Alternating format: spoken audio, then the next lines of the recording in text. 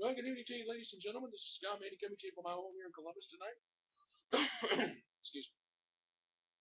I got a lot of notes tonight I want to go over. We're going to have some fun here this evening. I'm glad to have all my little viewers here tuning into YouTube land tonight. I want to thank everybody for tuning in. I got some NFL news. I got the NBA. I brought LeBron James and another major player possibly coming to Cleveland. So stay tuned for that. We got some races in the American National League division races that are heating up right now.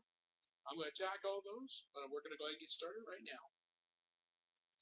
Twins beat the Indians today 3-1 as released for today. Anthony Schwartz was a starter. Schwartz pitched 5 solid innings on a short notice start. Oswald Arez homered and Cleveland lost today. Danny Santana was 2 for 3 today. Glenn Perkins picked up his 24th save in 27 attempts. So congratulations to the Twins today. Unfortunately, Cleveland lost again. And I'll get to the rest of the scores here in a minute, and I'll tell you why that's not so good news. In Milwaukee, Mark Reynolds homered twice today. Kyle Lushy pitched 6 2/3 strong innings today, as the Brewers were winners today, 5-1. And the Cincinnati Reds have dropped 6 straight, and they've only scored 12 runs in that time span. In losing 6 straight, they've only scored 12 runs. Going into the All-Star break, the Reds were a game and a half on the Brewers. Now all of a sudden they're 5.5 games out, and they're fading fast. And here's why: the Reds have lost 6 in a row. Their starting rotation's not been that good here lately. They've had some injuries nagging them. So all of a sudden now, instead of having a 4-team race for the Central, we may only be down to 3 teams. So now I'll get back to that here in just a second. The Pittsburgh Pirates take the LA Dodgers 6-1 tonight.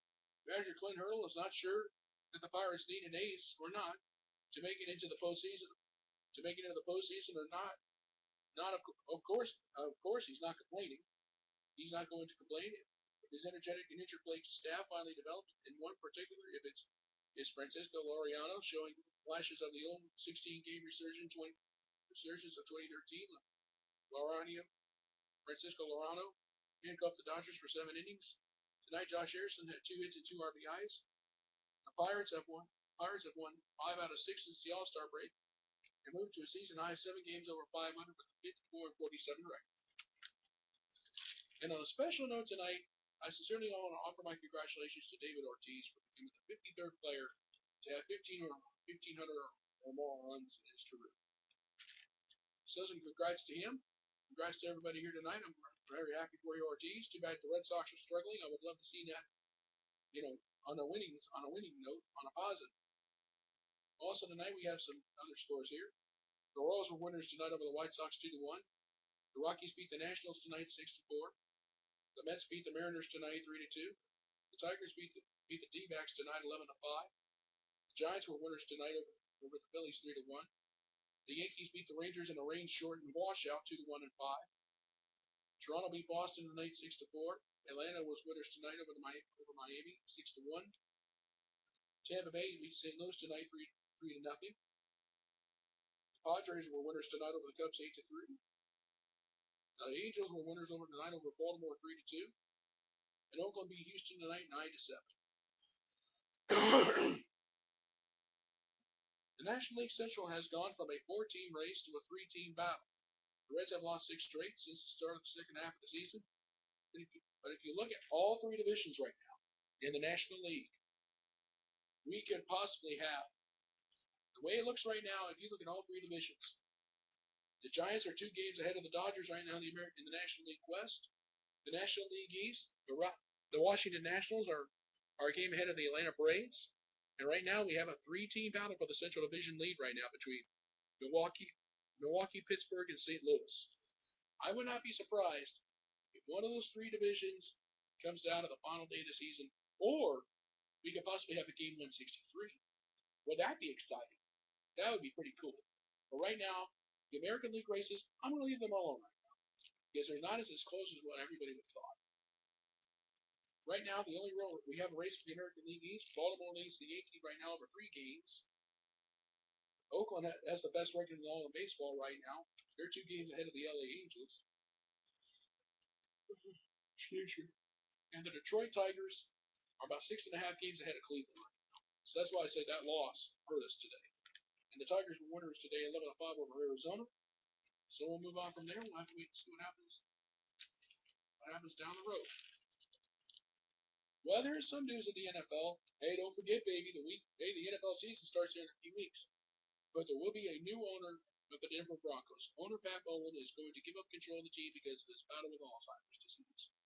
The Broncos organization announced on Wednesday team president Joe Ellis is going to add chief executive officer and will have final say on all matters.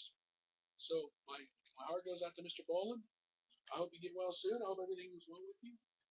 It's been a pleasure having around the National Football League, although I am a Browns fan, and you know how much I hate Denver after all those years of you guys beating us in the NFC title game back in the 80s with the drive. We had the drive against you guys in Cleveland that we lost at the fumble on the Ernest Biner fumble right at the end of, I think, the 87 AFC title game. So, Mr. Bowlen, my prayers go out to you. I want to thank you for giving us all the memories you've given us of the National Football League. Also today, in major news in the NBA, veteran guard Ray Allen is leaning towards returning for his 19th season and joining his former Miami Heat teammate LeBron James with the Cleveland Cavaliers. And Mike Miller is showing some interest in coming to Cleveland on a 2-year deal to get Ray Allen to come play for the Cavs as well. So LeBron is coming back home. It is great news for Cavs fans. I'm happy to see him back home. Excuse me. I'm so glad to have him come back home. I think everything will be well with him. And speaking of LeBron James, he wants to get in good graces with his moves. You know, with all the hoopla, with everything, with him coming back to Cleveland, his house in Bath Township up around Fairlawn, he ordered 70 dozen cupcakes for the people in his community. 65 dozen of those cupcakes were to go to the people in his community. 5 dozen were to go to the Bath Township Police Department as his way of apologizing for the traffic mess with him coming back to Cleveland, for the traffic mess that he caused. I think it was a really nice gesture, LeBron. If I was living up there, I'd expect at least something if my house was up in that area. So, that wraps up the show for tonight. And on some personal note, I want to thank all my loyal viewers for tuning in tonight. I'm glad to have all my loyal viewers out there tuning in tonight in YouTube land. I'm on Facebook. I'm on Google. I'm actually on Google Plus, I'm on Twitter, and I am on Facebook. So if you want to, drop me a line. I would love to hear from you. So with that in mind, this is Scott Manning saying good night, good luck, and thank you.